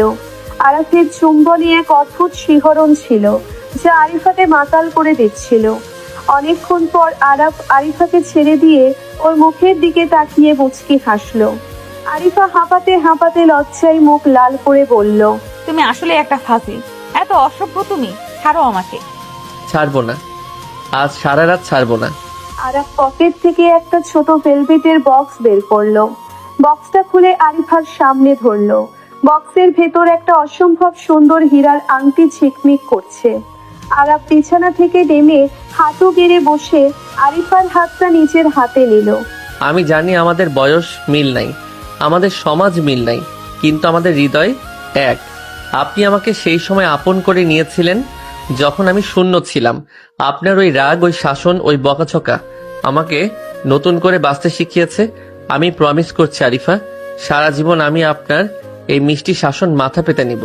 আপনি কি এই পাগল আরাফ মির্জা সারা জীবনের সিনিয়র বউ হতে রাজি আছেন? আরাফের এই রোমান্টিক প্রপোজ শুনে আরিফার চোখ দিয়ে খুশির জল গড়িয়ে পড়ল। আরিফা আরাফের হাতে হাত রেখে কাঁপা কাঁপা কণ্ঠে বলল, আমি রাজি, 1000 বার রাজি। তুই 19 বছরের পিচ্ছি মেকানিক হোস বা কোটিপতি আরাফ মির্জা, তুই সব সময় আমার ওই রাগী হাজবেন্ড হয়েই থাকবি। আমি তোকে ছাড়া এক মুহূর্ত বাঁচবো না রে আরাফ। আরাফ আরিফার অনামিকায় আংটিটা পরিয়ে দিয়ে ওর হাতে একটা গভীর চুমু খেলো। আরিফাও নিজের পাশ থেকে একটা সুন্দর ব্র্যান্ডের ঘড়ি বের করলো। আরিফা আরাফকে ঘড়িটা পরিয়ে দিয়ে ওর বুকে হাত রেখে বলল, সময় যেমন কখনো থেমে থাকে না, তেমনি আমাদের সম্পর্কও যেন ভালোবাসা আর বিশ্বাসে এগিয়ে চলে। এই ঘড়িটা তোমার জন্য, যাতে প্রতি মুহূর্তে আমার ভালোবাসার কথা তোমার মনে পড়ে।